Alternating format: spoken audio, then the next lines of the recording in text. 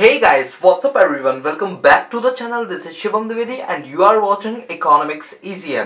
दोस्तों आज की क्लास में हम पढ़ने वाले हैं रियो सबमिट के बारे में और इसके बाद आपको कहीं कोई दिक्कत नहीं आएगी। आप विश्वास मानो रियो सबमिट के रिगार्डिंग आपने कई बार न्यूज चैनल्स में, कई बार हिंदू न्यूज़पेपर में और भी कई जगहों पर ये बातें पढ़ी होंगी। बातें क्या पढ़ी होंगी मतलब ये टॉपिक आपने देखा होगा कि रियो सबमिट नाम का एक टॉपिक आया हुआ, ठीक है, लेकिन आप उस बारे में समझ नहीं पाते हो। बट डोंट वरी, आज की क्लास के बाद आपको ऐसी कभी दिक्कत नहीं आने दूंगा, ठीक है। चलिए बात करते हैं रियो सबमिट क्या होता है। पहले अपना एक बेस बनाओ, क्योंकि जितना अच्छा हमारा बेस होगा ना उतनी बिल्डिंग खड़ी करने में मजा आएगा और आपको भी अच्छा लगेगा। सुनो, देखो बात क्या है। बात ये है कि हमने ये देखा कि जिस तरह से डेवलप्ड नेशंस हैं, डेवलप्ड नेशन लाइक यूएसए हो गया, आपका यूके हो गया, जापान हो गया, फ्रांस हो गया, इटली, मैक्सिको, कनाडा, ये जितने भी डेवलप्ड नेशंस हैं इन्होंने क्या किया, अपने यहाँ पर अपनी प्रोडक्शन लेवल को बढ़ाया और इससे क्या हुआ कि उनकी इकोनॉमी में प्रोडक्शन बढ़ा तो एम्प्लॉयमेंट बढ़ा तो वहाँ की नेशनल इनकम बढ़ी, ओवरऑल जो जीडीपी है वहाँ की वो बढ़नी शुरू हो गई। और यही रीजन था कि इनके यहाँ पर टेक्नोलॉजी सबसे ज्यादा है। रीजन क्योंकि इन्होंने इतना प्रोडक्शन करके पैसा कमा लिया कि टेक्नोलॉजी इन्वेंट करना इनके लिए कोई बड़ी चीज नहीं रह गई, तो वो बन गई डेवलप्ड इकोनॉमी। लेकिन इसकी आड़ में उन्होंने क्या किया, खूब सारा टेक्नोलॉजिकल इनोवेशन तो किया, खूब सारा प्रोडक्शन तो किया, लेकिन कहीं ना कहीं उन सभी चीजों को खामियाजा सभी वर्ल्ड की नेशन को भुगतना पड़ा। क्यों? क्योंकि जो पॉल्यूशन फैला वो ऐसा कभी नहीं होता पॉल्यूशन खाली यूएस के बादलों में, इंडिया के बादलों में नहीं, ऐसे नहीं होता। पॉल्यूशन तो हर लेवल पे फैलता रहता है, हर जगह जाता रहता है। तो उनके द्वारा की गई गलतियों को खामियाजा डेवलपिंग नेशंस को गुजरना पड़ रहा है, भुगतना पड़ रहा है, और जितनी भी लो इनकम ग्रुप कंट्रीज है उनको भी भुगतना पड़ रहा है। इस बात को लेकर सबसे पहली बार हमारे यहाँ पर क्या हुआ था कि हमारे यहाँ पर अर्थ समिट किया गया था, जिसको बोलते हैं रियो समिट। इस समिट के अंदर ये डिसाइड किया गया था कि जिस तरह से जो डेवलप्ड नेशन है इन्होंने जो बेड़ागर किया इस देश का या इस दुनिया का, इन्वायरमेंट का, इस बेड़ागर को दोबारा हम कैसे बचा सकते हैं, और उसी के लिए ये रियो समिट यहाँ पर किया गया था। और दोस्तों आपकी जानकारी के लिए बता दूं, मैंने आपको कई बार बताया कि 5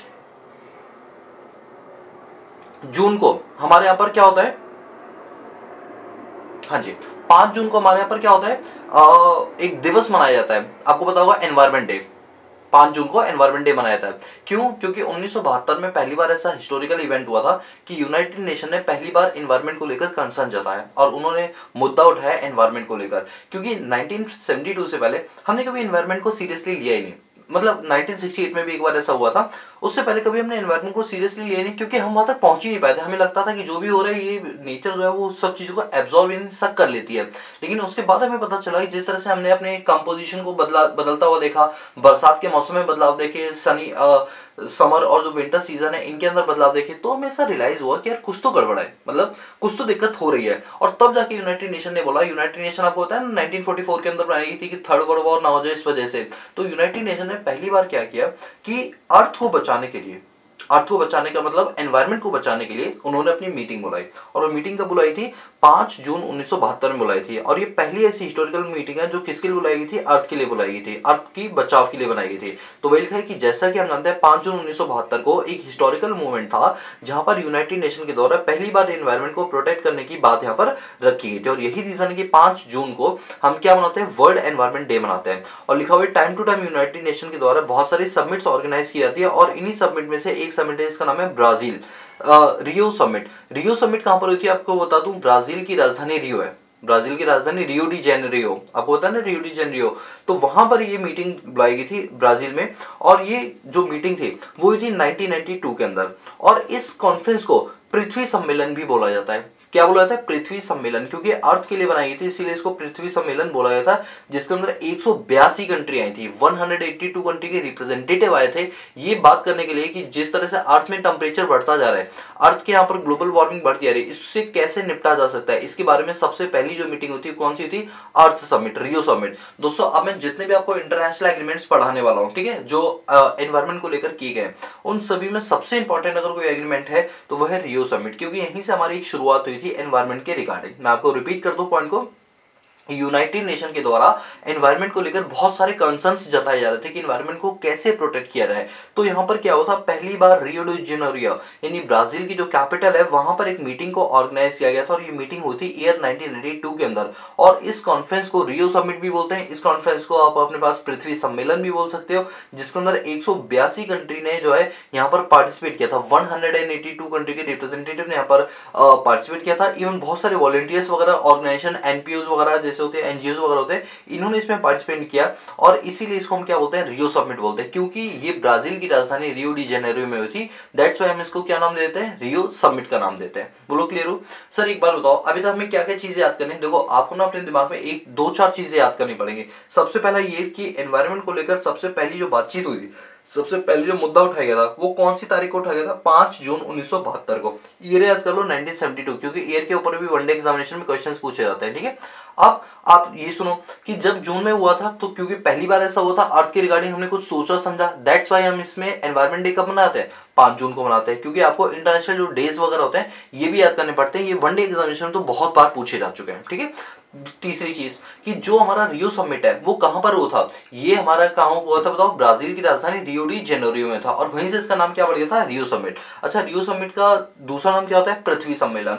क्यों रखा है इसका नाम पृथ्वी सम्मेलन, क्योंकि ये बेसिकली किसके लिए किया जा रहा था, अर्थ के लिए किया जा रहा था कि अर्थ को किस तरह से यहाँ पर प्रोटेक्ट किया जा सकता है। सो आई होप गाइस आपको रियो समिट के रिगार्डिंग चीजें जो बिल्कुल समझ में आ गई होंगी, ठीक है। अब देखो यहाँ पर क्या लिखा है, the Rio summit it all the nation were requested to maintain the natural balance. यहाँ पर रियो समिट के अंदर सबसे पहला मुद्दा क्या उठाया गया था कि हमें अपने नेचुरल बैलेंस को बनाए रखना पड़ेगा, क्योंकि अगर जो नेचर ने हमें जो चीजें दी हैं अगर उसके बीच में तालमेल नहीं बनाओगे तो कहीं ना कहीं चीजें बिगड़ती हुई यहाँ पर नजर आएंगी। बिगड़ती हुई कैसे नजर आएंगी कि पता चलेगा कि हम एनवायरमेंट को इतना ज्यादा पॉल्यूट कर रहे हैं कि उसका इंपैक्ट हमारे एनिमल्स के ऊपर पड़ने वाला है, बायो रिजर्व प्लांट्स पर पड़ने वाला है। जो कई टाइप की प्रजातियां प्लांट के अंदर और जो जीव जंतु में पाई जाती है वो नष्ट होती है यहाँ पर नजर आ रही है, क्योंकि उनके लिए एनवायरमेंट जो है वो हार्मफुल हो चुका है और वो इसमें सर्वाइव नहीं कर सकते हैं। हम ह्यूमन बींग्स भी नहीं कर सकते, उनका तो कहना ही क्या। तो यहाँ पर सबसे पहला मुद्दा क्या उठाया गया था कि हमें मेंटेन करना है नेचुरल बैलेंस को। जिस तरह से जितने महीने गर्मी होती है उतने महीने सर्दी होनी चाहिए और उसी टाइप से क्या होनी चाहिए, बरसात होनी चाहिए। अगर इसके कंपोजिशन में बदलाव आएगा तो डेफिनेटली हमारे अर्थ के लिए जो है वो हार्मफुल इंपैक्ट छोड़कर जाएगा। इसीलिए हमें नेचुरल बैलेंस करके यहाँ पर चलना है। दूसरा, prevent pollution of the environment. जो एनवायरमेंट में जिस तरह से पॉल्यूशन लेवल बढ़ता जा रहा है हमें इसको रोकना है और इसको प्रिवेंट करना है, क्योंकि अगर हमने टाइम रहते इसको प्रिवेंट नहीं किया तो आने वाले समय के अंदर जो रेन नहीं बल्कि एसिड रेन होगी जो कि आपकी स्किन के ऊपर एक ड्रॉप गिरते ही आपकी स्किन को भी जला देगा। तो पॉल्यूशन हमारे लिए एक बहुत बड़ा टास्क हो चुका है। आप जानते हैं जैसे नवंबर 2021 में दिल्ली का एयर क्वालिटी इंडेक्स तो गिरने का नाम ही नहीं ले रहा, इतनी ज्यादा जहरीली गैसें दिल्ली के अंदर एनवायरमेंट फैली कि स्कूल तक लॉकडाउन के थ्रू बंद कर दिए। मतलब ये लॉकडाउन में ऐसा देखा गया कि कोई ये लॉकडाउन हमारे यहाँ पर कोविड की वजह से नहीं हो रहा है बल्कि किसकी वजह से हो रहा है, जो हार्मफुल गैसेस एयर में हो रही है उसकी वजह से देखने के लिए मिल रहा है। मतलब हम कोविड क्राइसिस से भी जूझ रहे थे, हम अपने पास एनवायरमेंट से जो परेशानियां हो रही है उनसे भी जूझ रहे हैं। तो आप यहाँ पर अंदाजा लगा सकते हो हमारे लिए एनवायरमेंट कितना ज्यादा जरूरी है। और कहा गया यहाँ पर रियो समिट के अंदर कहा गया adopt the path of sustainable development, कि हम जो तरीके अपनाएंगे काम करने के वो कैसे तरीके होंगे, सस्टेनेबल तरीके होंगे। सस्टेनेबल का मतलब क्या होता है कि वो तरीके जिनसे फ्यूचर जनरेशन के लिए भी हम चीजों को प्रिक्योर कर पाए, फ्यूचर जनरेशन के लिए हम चीजें बचा सकते हो। क्योंकि ऐसा नहीं होगा कि हम सारे के सारे जितने भी खनिज पदार्थ हैं या जिनको हम बोलते हैं नेचुरल रिसोर्सेज वो पूरी तरीके से हम कंज्यूम कर लें और फ्यूचर जनरेशन के लिए कोई चीज बचे ही ना। ऐसा तो बिल्कुल भी नहीं होना चाहिए। यानी हमें काम को इस तरीके से करना है कि फ्यूचर जनरेशन भी उसका बेनिफिट उठा सके। दैट मींस कि हम सस्टेनेबल डेवलपमेंट की यहाँ पर बात कर रहे हैं। दोस्तों आपको भूल भुलैया में भूलना नहीं है, चीजों को अभी के अभी स्टोर करो, क्योंकि मैं चाहता हूँ क्लास के एंड होने पर आपकी सारी की सारी चीजें आपके माइंड में स्टोर हो जाए। तो पॉइंट को रिपीट करता हूँ, आगे नहीं बढ़ाऊंगा, पहले जितना पढ़ा है उसको जल्दी से रिवाइज करो, ठीक है। हमने क्या पढ़ा, हमने ये पढ़ा कि एनवायरमेंट को लेकर सबसे पहली जो चिंता है वो 5 जून 1972 को व्यक्त की थी, जिसके लिए हम यहाँ पर 5 जून को क्या मनाते हैं, अपने पास एनवायरमेंट डे को सेलिब्रेट करते हैं। बाद में क्या होता है, यूनाइटेड नेशन ने कहा कि भाई देखो अब हमारे लिए अर्थ पर बढ़ते हुए टेम्परेचर, अर्थ का बिगड़ते हुए मौसम, बढ़ते हुए तूफान, इनके लिए अब हमें प्रिवेंशन लाने पड़ेंगे। जिसके लिए पहली बार ऐसा हुआ था कि यूनाइटेड नेशन ने अपने पास पहली कॉन्फ्रेंस या कह लो पहली पार्टी बुलाई गई थी, पहली मीटिंग बुलाई गई थी, जिसको बोला जाता है रियो समिट। क्यों? क्योंकि ब्राजील की कैपिटल रियो डी जेनेरो के अंदर हुई थी और कभी हुई थी, 1992 के अंदर हुई थी। और इसी कॉन्फ्रेंस को हम पृथ्वी सम्मेलन के नाम से भी जानते हैं, जिसके अंदर 182 कंट्रीज ने पार्टिसिपेट किया था, जिसमें कई सारे वॉलंटियर्स भी पार्टिसिपेट हुए थे, कई सारी एनजीओज एनपीओज वगैरह इसमें क्या थी, पार्टिसिपेट हो रही थी। और ये पता लगा रही थी कि किस तरह से फ्यूचर के अंदर हम अपने इन सोशल इश्यूज को, हम ग्लोबल इश्यूज को, ग्लोबल कंसर्न्स को किस तरह से यहाँ पर मिटिगेट या रिड्यूस कर सकते हैं। और इसी को हम क्या बोलते हैं, रियो समिट बोलते हैं। अब इस रियो समिट के अंदर सबसे पहली रिक्वेस्ट क्या की गई थी सभी नेशन से कि आप सभी लोगों को अपने यहाँ पर नेचुरल बैलेंस मेंटेन करना है, कि जो नेचर हमें चीजें दे रही है उसमें एक समन्वय, एक बैलेंस बनाना हमारे लिए बहुत ज्यादा जरूरी है। क्योंकि अगर ये बैलेंस गड़बड़ाएगा तो कहीं ना कहीं दिक्कतें होनी हमारे यहाँ पर शुरू हो जाएंगी। दूसरा सबसे बड़े पॉइंट यहाँ पर ये उठाया गया था कि इन्वायरमेंट को किस तरह से पॉल्यूशन से दूर किया जा सकता है, हमें कौन कौन से कदम उठाने चाहिए कि पॉल्यूशन लेवल को यहाँ पर रिड्यूस किया जा सके, रिमूव किया जा सके। और तीसरा कि हम किस तरह से अपने सस्टेनेबल डेवलपमेंट के पाथ पर चल सकते हैं। सस्टेनेबल डेवलपमेंट का मतलब होता है काम को इस तरीके से करना कि जो हमारी डेवलपमेंट है वो फ्यूचर जनरेशन के लिए भी बची रहे, या जो हमारे रिसोर्सेस है ये फ्यूचर जनरेशन के लिए बचे रहे। यानी इन 3 मुद्दों पर बेसिकली फोकस किया गया था। और कहां किया गया था? ब्राजील की राजधानी रियो डी जेनेरियो में। इसी वजह से रियो समिट को पृथ्वी सम्मेलन बोलते हैं। दोस्तों मेरी हम्बल रिक्वेस्ट है, अगर आप ये सोच के इस क्लासेस को देखते हो कि सर आप जल्दी से जल्दी चीजें करा दो, तो आप गलत जगह पर आ गए, आप चैनल स्विच कर दो। क्योंकि यहाँ पर हमारा मेन मुद्दा ये नहीं कि हमारे टॉपिक कंप्लीट कराना, हमारा मुद्दा ये होता है कि हम टॉपिक के साथ साथ हम चीजों को दिमाग में आपके स्टोर कर दे। दैट्स वाई मैं एक एक चीज को 2-2, 3-3 बार रिपीट करता हूँ, ताकि दिमाग में बिल्कुल आपके स्टोर हो जाए, और जब आप वीडियो को बंद करो तो दिल से कह सको और अच्छे से बोल सको यस हमें क्लास के एंड होते होते ये चीजें सारी याद होगी। बोलो क्लियर है? यस सर, डेफिनेटली क्लियर है। अब हम बात करते हैं कि इसमें किन किन टॉपिक्स के ऊपर डिस्कशन किया गया था। किसके अंदर? रियो समिट के अंदर। और रियो डी जेनेरियो कहां पर बताओ? ब्राजील में। और ये ब्राजील की क्या है? राजधानी है। ठीक है, अब बात करते हैं वो कौन कौन से टॉपिक्स हैं जो यहाँ पर अर्थ समिट के अंदर या अर्थ कॉन्फ्रेंस के अंदर या रियो समिट या पृथ्वी सम्मेलन के अंदर ये चीजें की गई थी। सबसे पहले यहां पर बात बोली थी financial management to save to the world.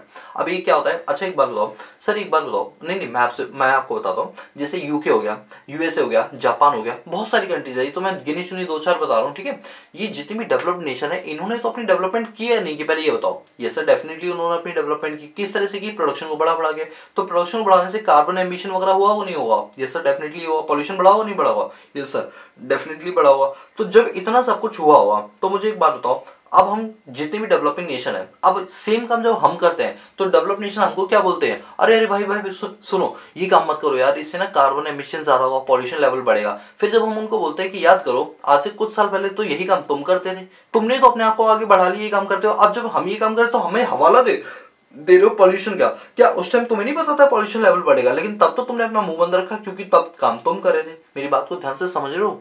Logic के साथ चीजों को पढ़ना। मैं क्या बोल रहा हूं कि जब अमेरिका जैसी कंट्री ने खूब सारा प्रोडक्शन करके, कार्बन एमिशन करके, पॉल्यूशन बढ़ा के प्रोडक्शन किया, तब तक चीजें सही थी। लेकिन जब यही काम डेवलपिंग नेशन और अंडर डेवलपिंग नेशन या लो इनकम कंट्रीज करने लगी तो उन्होंने पॉल्यूशन का हवाला देना शुरू कर दिया। तो हमने भी साफ साफ बोल दिया भैया ऐसा देखो, केक कटेगा सब में बटेगा। तुमने अगर पॉल्यूशन फैलाया तो चलो हम कहते हैं कि चलो हम नहीं फैलाएंगे, लेकिन हमारी जीडीपी कैसे बढ़ेगी ये तो बताओ। चलो कोई बात नहीं, अब आप एक काम करो, पैसा हमको दो। पैसा मतलब हफ्ता वसूली दो अब हमें। किसको बोला गया? अमेरिका को, यूके को, जापान को, जर्मन को, जितने भी डेवलप्ड नेशन है सबको बोला गया भाई ऐसा है कि तुमने तो अपने आपकी डेवलपमेंट कर ली, अब तुम क्या करो, जितनी भी डेवलपिंग नेशन है या जो लो इनकम ग्रुप कंट्रीज हैं उन सबको फाइनेंस दो, क्योंकि तुमने तो अपना कर लिया, लेकिन अब हमारा हो रहा है बेड़ा कर, तो अब क्या दो? हमें पैसा दो।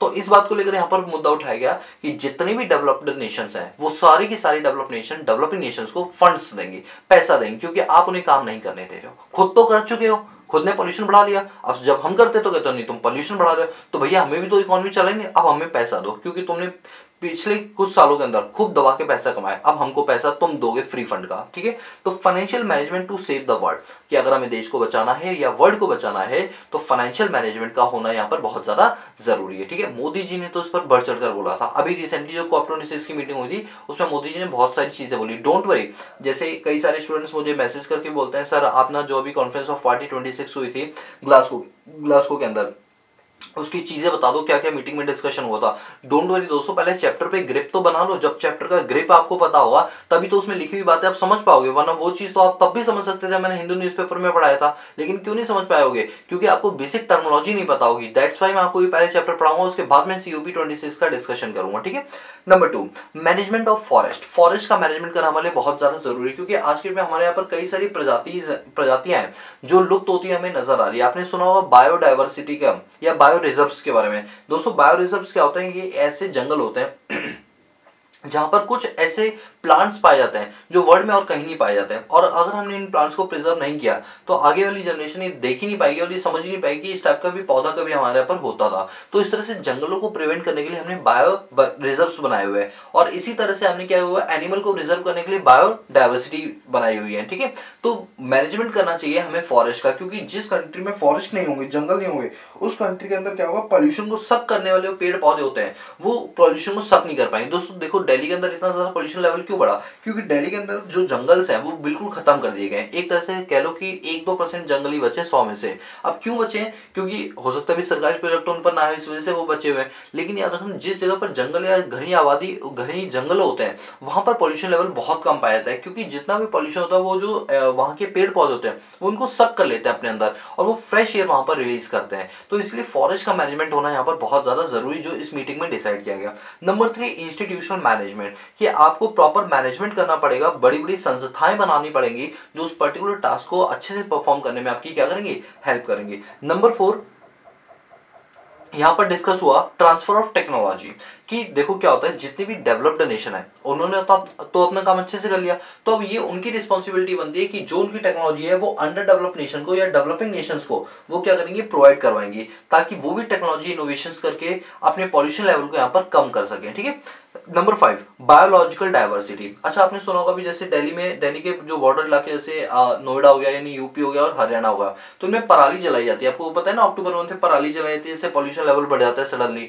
तो क्या हुआ कि आजकल पराली को लेकर क्या है कि इन्होंने एक ऐसा कैप्सूल बनाया, जिस कैप्सूल को पानी में डिजोल्व करोगे तो 25 लीटर का सोल्यूशन बनेगा। उसको जब आप छिड़काव कर दोगे पराली के ऊपर, तो पराली अपने आप बायो डिकम्पोज हो जाएगी, जलाने की आपको जरूरत नहीं पड़ेगी। तो इस टाइप के जो सिस्टम्स होते हैं, ये रियो समिट के अंदर डिसाइड किए गए थे कि कुछ ऐसे मैकेनिज्म हमको यूज करने चाहिए जिससे कि काम भी हो जाए और पॉल्यूशन भी ना फैले। अब एक बात होता है ना, जो मैंने अभी कैप्सूल वाला एग्जांपल दिया कि कैप्सूल से एक ऐसा सोल्यूशन बनाएंगे जिसको अगर हम छिड़काव कर दें तो जो फसल है वो सड़ के डिकम्पोज हो जाएगी। फसल मतलब जो कटी हुई जो छिलके बच जाते हैं ना, उनको जलाने की जरूरत नहीं पड़ेगी। ये कहलाता है बायोलॉजिकल डाइवर्सिटी। इसके रिगार्डिंग यहाँ पर बातचीत की थी, किसमें, रियो समिट के अंदर। छठा पॉइंट है सस्टेनेबल डेवलपमेंट। मैंने ये चीज तो ऊपर भी यहाँ पर डिस्कस की थी कि सस्टेनेबल डेवलपमेंट पर यहाँ पर बातचीत की रही कि किस तरह से फ्यूचर जनरेशन की हम चीजों को यहाँ पर प्रिक्योर करके रख सके। तो ये सारे वो टॉपिक थे। बताओ कौन कौन से टॉपिक थे, बताओ, मेरे साथ साथ बोलना, ठीक है, जहां भी बैठो बोलते चलो। Number 1, financial management to save the world, कि यहाँ पर पैसों का फंड क्रिएट किया जाएगा ताकि डेवलपिंग नेशन और अंडर डेवलपिंग नेशन को ये पैसा दिया जा सके। नंबर 2, मैनेजमेंट ऑफ फॉरेस्ट, की किस तरह से हम जंगलों को बचाएं ताकि उनकी कटाई वगैरह ना हो और पॉल्यूशन लेवल को ये लोग रिड्यूस करें। नंबर 3, इंस्टीट्यूशनल मैनेजमेंट, की कौन कौन सी वो संस्थाएं हैं जो यहाँ पर बनाई जाएंगी उस पर्टिकुलर टास्क को परफॉर्म करने के लिए। Number 4, transfer of technology, technology को किस तरह से हम ट्रांसफर करेंगे, कहां से, डेवलप्ड नेशन से डेवलपिंग नेशन की ओर। 5वां, बायोलॉजिकल डाइवर्सिटी, कि किस तरह से हम बायोलॉजिकल प्लांट्स वगैरह बनाएंगे, किस तरह से हम चीजों को बनाएंगे कि हमारे पर पोल्यूशन लेवल यहाँ पर कम हो सके, बायोलॉजिकली हम उन चीजों को वहां पर खत्म कर सके। और छठा, सस्टेनेबल डेवलपमेंट, की काम को इस तरीके से करना, कुछ ऐसे रिसोर्सेज जो कि बहुत लिमिटेड मात्रा में उनको इस तरह से बचाना कि फ्यूचर जनरेशन भी उस चीज का बेनिफिट उठा पाए। इन सभी मुद्दों को लेकर यहाँ पर बातचीत की गई। अब बात करते हैं इस अर्थ समिट की, जिसको हम रियो समिट बोलते हैं, इसकी क्या क्या अचीवमेंट्स थी। ठीक है, तो हम अचीवमेंट के बारे में पढ़ते हैं। देखो, ये सबसे पहला अचीवमेंट है, during the earth conference 2 documents were presented. Number 1 is agenda 21 and Rio declaration. दोस्तों, अब जो मैं पॉइंट पढ़ा रहा हूँ that is most important part. इससे क्वेश्चन आपके डेफिनेटली बनेंगे। और मैं आपको बता दूं, जिस स्टूडेंट ने ये वाला टॉपिक अच्छे से नहीं किया उसको ना तो न्यूज़पेपर में इस टाइप के आर्टिकल्स समझ में आएंगे और ना ही उसके एग्जाम में उसको नंबर मिलने वाले, क्योंकि यहाँ से सबसे ज्यादा क्वेश्चंस पूछे जाते हैं।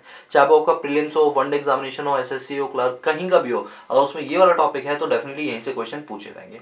चलो मैं आपको बताता हूँ टॉपिक क्या है। टॉपिक का नाम है अचीवमेंट ऑफ अर्थ कॉन्फ्रेंस, कि अर्थ का जो कॉन्फ्रेंस हुआ था, यानी जो रियो समिट हुआ था, इनमें क्या क्या हमारी अचीवमेंट थी या हमने क्या क्या डिक्लेरेशंस की थी इसमें। ठीक है, चलो सबसे पहली बात, इस कॉन्फ्रेंस के अंदर 2 बड़े बड़े डॉक्यूमेंट्स को प्रेजेंट किया गया, जिसमें पहला डॉक्यूमेंट था जिसका नाम था एजेंडा 21। नाम से समझ आ रहा है, एजेंडा मतलब टारगेट्स की बात की गई है। यहाँ पर 21 रूल बनाए गए थे, जिन 21 रूल को फ्रेम करके ये डिसाइड किया गया था कि जितने भी इसकी मेंबर स्टेट्स हैं, किसकी, UNFCCC की, वो सारी की सारी मेंबर स्टेट्स क्या करेंगे, यहाँ पर आपस में इन चीजों पर सहमति देंगे और इस पर फोकस करेंगे। जैसे गरीबी को दूर करना, फाइनेंस प्रोवाइड करवाना, हेल्थ और हंगर को लेकर। तो सर ये कुछ मिलेनियम डेवलपमेंट गोल की तरह नहीं लग रहा? डेफिनेटली ये मिलेनियम डेवलपमेंट गोल की तरह, जिसमें 21 एजेंडास को यहाँ पर टारगेट किया गया था कि हमें 21 ये जो टास्क है इनको परफॉर्म करना है, वो भी सही तरीके से। Number 2, Rio declaration. Rio declaration में क्या किया गया था, 27 सिद्धांत को यहाँ पर रिलीज किया गया था। 27 प्रिंसिपल्स दिए गए थे जिनको हर कंट्री को, यानी जितने भी मेंबर स्टेट्स हैं इसकी, उन सभी को क्या करना था, फॉलो करते हुए चलना था, क्योंकि इसको जितना अच्छा फॉलो करोगे उतना आपको क्या पहुंचेगा, फायदा पहुंचेगा। तो अगर मैं आपसे पूछूं कि ये बताओ रियो डिक्लेरेशन डिक्लेरेशन या रियो समिट के अंदर वो कौन कौन से दो मेन डॉक्यूमेंट्स है जो सबमिट किए गए थे। Number 1 is agenda 21 and number 2 is Rio declaration. एक बार दोबारा से, रियो समिट या जिसको हम अर्थ समिट या जिसको हम पृथ्वी सम्मेलन बोलते हैं, इसमें कौन कौन से दो महत्वपूर्ण डॉक्यूमेंट्स है जिनको रिलीज किया गया था। सबसे पहला agenda 21 and number 2 is Rio declaration. बोलो क्लियर है? यस सर, डेफिनेटली क्लियर है।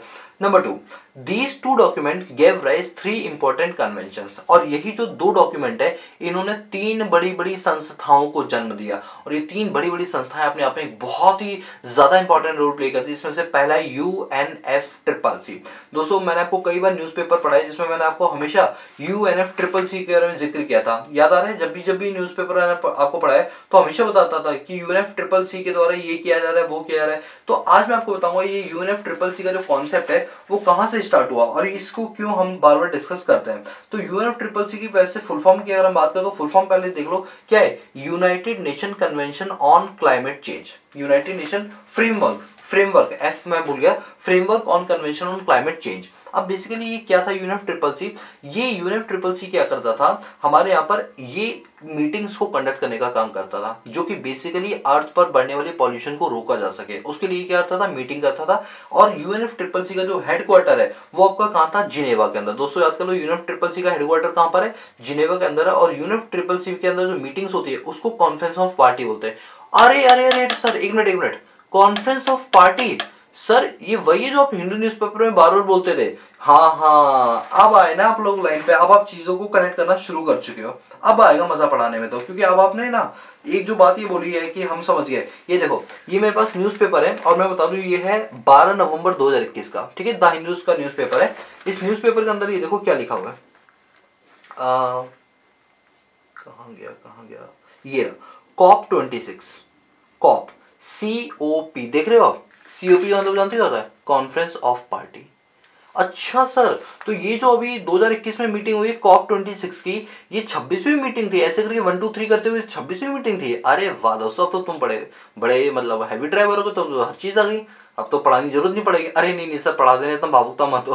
ठीक है भाई, पढ़ा दो, डोंट वरी। तो ये यही कॉप है जो मैं आपको बता रहा हूँ, कॉन्फ्रेंस ऑफ पार्टी। तो क्या हुआ था ना कि UNFCCC के द्वारा जो मीटिंग्स की जाती है उनको क्या बोलते हैं, कॉन्फ्रेंस ऑफ पार्टी बोलते हैं। तो सर अब हमें समझ आया, जब हमें हिंदू न्यूज़पेपर पढ़ाते थे ना तो आप बार बार बोलते थे conference of party 26, conference of party 21। तो इसका मतलब ये कॉन्फ्रेंस ऑफ पार्टी जो है वो UNFCCC करता है, United nation framework convention on climate change करता था। जी हाँ दोस्तों, और ये UNFCCC बताओ कहां बनाई थी अगर मैं आपसे पूछूं तो? सर ये रियो समिट जो हुआ था ना, जिसको हम अर्थ समिट पृथ्वी सम्मेलन बोलते हैं, इसमें इसका जन्म हुआ था। किसका? एक ऑर्गेनाइजेशन जिसका नाम क्या है, UNFCCC। ये क्या करता है, अपने यहाँ पर मीटिंग्स को कंडक्ट कराता है जो कि क्लाइमेट एक्शन को रिगार्डिंग की जाती है। और ये मीटिंग हर साल होती है, ठीक है, बट हर साल एक जगह नहीं होती है, अलग अलग जगहों पर होती है। जैसे अभी 26 जो है वो ग्लासगो के अंदर हुई थी, ठीक है। और मैंने आपको एक और न्यूज़पेपर पढ़ाया था, उसके अंदर बताया भी था कि आगे जाके मीटिंग कहाँ होगी। देखो अब आपको मैं कनेक्ट करवाता हूँ। ये मैंने न्यूज़ पढ़ाई थी 13 नवंबर को 2021 के अंदर। आप याद करो, मैंने इसमें आपको बताया भी था, जैसे अभी COP26 कहाँ हुई थी, ग्लासगो के अंदर।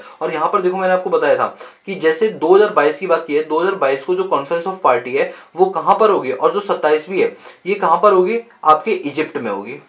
ये देख रहे हो, इजिप्ट के अंदर। और जो 28वीं मीटिंग होगी वो 2023 के अंदर होगी, ठीक है। और वो कहां पर होगी, UAE, यूनाइटेड अरब एमिरेट्स के अंदर होगी। तो आपको समझिए COP26 कहां पर हुई थी, ग्लासगो के अंदर। ये जो ग्लासगो के अंदर 2021 में हुई थी, 2022 के अंदर जो 27वीं मीटिंग होगी वो कहां पर होगी, इजिप्ट के अंदर होगी। और 2023 के अंदर जो 28वीं मीटिंग होगी वो UAE, यूनाइटेड अरब एमिरेट्स यानी दुबई के अंदर होगी। तो आपको समझ में आ गया होगी कौन सी मीटिंग कहाँ होती है। तो सर जो COP की मीटिंग होती है, कॉन्फ्रेंस ऑफ पार्टी, ये मीटिंग हमेशा अलग अलग जगहों पर होती है। हाँ दोस्तों, ये एक जगह पर नहीं होती है, अलग अलग जगहों पर होती है। जो इन्विटेशन दे देता है और उसके यहाँ पर इकोनॉमी में सारी चीज सही चलती है तो वहां पर ये मीटिंग हो जाती है। किसकी, UNFCCC की। और UNFCCC की मीटिंग को क्या बोलते हैं, conference of party. Okay sir, इसका मतलब जो आप हमें COP करते रहते थे, वो कॉन्फ्रेंस ऑफ पार्टी होती थी, वो UNFCCC की मीटिंग होती थी। अरे वाह, तुम तो बड़े समझदार निकले, हैवी ड्राइवर हो तुम लोग तो देखो यहाँ पर क्या लिखा हुआ है, UNFCCC इनिशिएटेड आ रियो समिट। रियो समिट में किसको इनिशिएट किया गया था, UNFCCC को। केम इनटू एग्जिस्टेंस 21 मार्च 1954 में। 1994 को UNFCCC का जन्म हुआ था। ठीक है, तो सर इसका मतलब UNFCCC की जो मीटिंग है वो 1994 के बाद से हुई है। जी हाँ दोस्तों, आप काउंट कर लो, अभी 2021 या 22 जो भी चल रहा है आप उसके हिसाब से देख लो मीटिंग कौन सी चल रही है। जैसे अभी रिसेंटली 2021 के अंदर हमारी 26वीं मीटिंग हुई थी, आप यहाँ से काउंट करो तो 26 साल ही आपको मिलेंगे यहाँ पर। ठीक है, और इनमें जो कॉन्ट्रैक्टिंग पार्टीज होती है उनको क्या बोलते हैं, जिन्होंने ट्रिटी पर एग्रीमेंट पे साइन किया उनको क्या बोलते हैं, पार्टीज बोलते हैं। और इनके द्वारा जो हर साल मीटिंग की जाती है उसको क्या बोलते हैं, कॉन्फ्रेंस ऑफ पार्टी बोलते हैं। तो बताओ ये जो मैंने आपको एजेंडा 21 और रियो डिक्लेरेशन का ये समझ आया। अच्छा, रियो डिक्लेरेशन में कितनी चीजों किन किन 3 डॉक्यूमेंट का जिक्र किया था। पहला UNFCCC, दूसरा डॉक्यूमेंट था हमारे यहाँ पर UNCCD, United nation combat desertification, और तीसरा एग्रीमेंट हुआ था कन्वेंशन ऑन बायोडाइवर्सिटी COB। इसमें 193 कंट्री ने साइन किया था। अब मैं आपको बताता हूँ क्या चीज है ये। अच्छा, पहले ये बताओ कि जो 3 मेन चीजें थी, इन 2 डॉक्यूमेंट और 3 इंपॉर्टेंट कन्वेंशन होते हैं। पहला कन्वेंशन समझ आएगा UNFCCC का होता, ये सब समझ आएगा। इसके बाद UNCCD, United nation combat desertification. अच्छा, आप जानते हैं मरुस्थली है, मतलब जो डेजर्ट वगैरह वाले इलाके होते हैं जिनमें कोई खेती नहीं होती है, वहाँ की जमीन एक तरह से बंजर होती है, वहां पर आप खेती भी नहीं कर सकते हो, रह भी नहीं सकते हो इवन। तो इस टाइप की जो चीजें हो रही है, अब आप सोच के देखो राजस्थान में कहीं पर आंधी आई तो राजस्थान की उस आंधी में जो डस्ट पार्टिकल्स होंगे वो बहते हुए हरियाणा आएंगे, फिर हरियाणा से वो दिल्ली आएंगे। तो दिल्ली या हरियाणा के अंदर जो हरी भरी फसलें हैं उनके ऊपर जब ये धूल जमेगी तो वहां पर डेजर्टिफिकेशन होना शुरू हो जाएगा, वहां की जमीन उससे क्या हो जाएगी, खराब हो जाएगी। तो ऐसी चीजें ना हो, इसको कॉम्बैट करने के लिए, इसका काउंटर करने के लिए क्या बनाया गया था, UNCCD बनाया गया था, United nation on convention on combat desertification. कि डेजर्टिफिकेशन जो मरुस्थली है उसको यहाँ पर क्या करेंगे, कॉम्बैट मतलब दूर करेंगे। क्लियर हुआ, UNCCD, United nation convention on combat desertification. तीसरा होता है convention of biodiversity. Convention of biodiversity का मतलब क्या होता है कि आप जानते हैं जिस तरह से हमारे यहाँ पर जो इकोलॉजिकल सिस्टम है हमें उसको भी प्रिजर्व करना बहुत ज्यादा जरूरी है। सिर्फ इंसानों को नहीं बचाना, जानवरों को भी बचाना है और पेड़ पौधों को भी बचाना है। सोच के देखो कि हमारे अर्थ के ऊपर गाय भैंसे बकरियां वगैरह नहीं मिलेंगी तो कैसा फील होगा। ठीक है, नो डाउट हम तो ही जानवर, नो डाउट, ठीक है, लेकिन अगर रियलिटी में नजर आए तो बहुत खराब सा लगेगा ना। ये भी हमारी सोसाइटी का क्या है, एक पार्ट है। इस वाले एग्रीमेंट को 193 कंट्री ने साइन किया। बोलो क्लियर है। ठीक है, बाकी ये जो प्रोटोकॉल है ये मैं आगे आपको बताऊंगा क्या है। बोलो, यहाँ पर आपको रियो समिट पूरा क्लियर हो गया दोस्तों। एक पेज को समझाने मुझे टोटल 27 मिनट लग गए हैं, बट ये है कि बेस आपका अच्छा बन गया, आपको एक एक चीज समझा दी, एक एक चीज आपको याद भी होगी। So guys, this is all about your Rio summit, जो कहां पर हुआ था, हमारा रियो डी जेनेरो की जो राजधानी है ब्राजील की राजधानी रियो डी जेनेरो की, वहां पर हुआ था। मेक श्योर कि आपको सारी की सारी चीजें क्लियर हो गई। फिर भी कोई डाउट हो तो प्लीज आप मुझे कॉमेंट कर देना। ठीक है, और दोस्तों क्लास तो वैसे हमारी खत्म होगी, बस मैं एक बात बोलना चाहता हूँ, अगर ये मेहनत आपको मेरी पसंद आ रही हो तो प्लीज अपने दोस्तों के साथ शेयर कर दिया करो ताकि उनको भी इस चीज का बेनिफिट मिल जाए। बाकी और मुझे कुछ नहीं चाहिए। ठीक है, so guys that's all about this video lecture series. बाकी मिलते हैं नेक्स्ट क्लास में, तब तक के लिए पीस आउट।